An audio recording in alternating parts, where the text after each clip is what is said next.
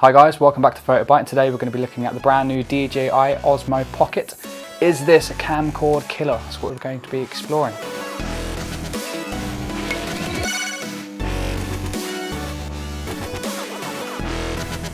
So, DJI has plugged a significant gap in its product lineup with the brand new Osmo Pocket, a tiny 3-axis camera that offers many of the functions that its siblings currently have. Yet it's simple and compact enough for the mass market. It's really small, just over 12 centimeters, small enough to fit in your pocket, which is pretty straightforward by literally throwing it straight in the case and done. So the video specs of this little pocket: it films in 4K at 60 frames per second at 100 megabytes, and that is a lower quality mode. You can get a higher quality mode if you just keep it to the standard 30 frames per second. It can record up to 120 frames per second in slow-mo in 1080p, and photos at 12 megapixels. So, promising a battery life of up to 2 hours of continuous recording, which I find is quite accurate. It does store battery quite well, especially if you keep it in your pocket over a couple of days. The Osmo Pocket includes a 1-inch touchscreen, giving the user a live view as well as the ability to toggle through the different shooting modes, change settings, display footage and access the selection of creative features. Such as Active Track, DJI's recognition algorithms allow the Osmo Pocket to recognise and follow subjects of your choosing. The Face Track function is a step up from the Active Track function, applying enhanced Active Track algorithms. The Face Track function can recognise human faces locking onto the subject in the middle of the frame. It can't pick out individual faces but keeps the camera locked on one. So this camera can do time lapses and motion lapses. We didn't have the mounts available, but there's plenty of footage on the DJI website where you can see some great footage there. The camera also has FPV mode, which tracks and follows your specific movements. It also has 3x3 and 180-degree panoramas, and in the app it also has a story mode which allows you more easy and creative editing.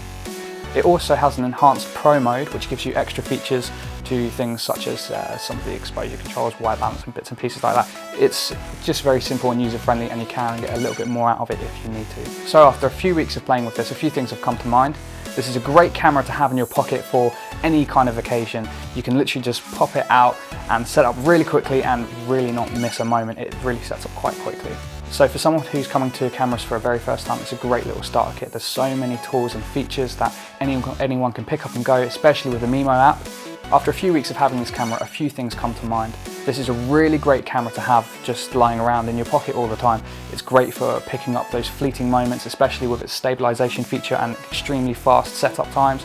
And turning it on and off is really quite quick. A little calibration, straight away done, and you're ready to film. For the first time user, to be able to access all these tools is an absolute bonus. To be able to use Face Track, Active Track, use motion lapses, time lapses, take photos is incredible. With the simplicity, it rivals that even of some of the biggest gimbal setups with its tracking capabilities. I showed this camera to a fair few friends of mine and I'm absolutely stunned with the tools and the capabilities that this device can offer, especially filming in 4K at 60 frames per second. When connected to the phone, it really showed off and expanded what the Osmo Pocket could do in its full glory with a bigger screen. The one thing I would say is it feels a little bit more like a camcorder, something capturing moments rather than using it as an action camera. I'd say it'd be something I'll be using to capture the action, what the action camera is capturing basically. So if someone's on a motorbike or motocross for instance, I'd be filming it from this more from the sidelines rather than attaching it to a vest and going out specifically myself. It's not a waterproof camera, so it's kind of a little bit of a disadvantage as an action camera, but it is a great at capturing moments. This device really makes me excited for future incarnations, with the possibility of having things like a zoom or a better lens like the brand new Mavic Pro offers with the Hasselblad lens and the zoom model as well. The reason why I think this is kind of the start of what could be considered as a camcorder killer is the amount of tools and features that it offers that no camcorders can simply put in their device without creating some sort of gimbal mechanism like we have here. I think the price of the Osmo is great. It rivals that of some of the camcorders. It does lack a bit of a zoom at the moment, but I think with future incarnations it'll be great. I think it's a great tool to have alongside a camcorder or to have in your pocket to capture those fleeting moments, especially in the stunning sharp 4K. Thank you very much and I hope you've enjoyed this review. Thank you for watching this episode. If you enjoyed it, feel free to like and subscribe. And if you want to follow us on all our social media, it is @PhotoBite UK.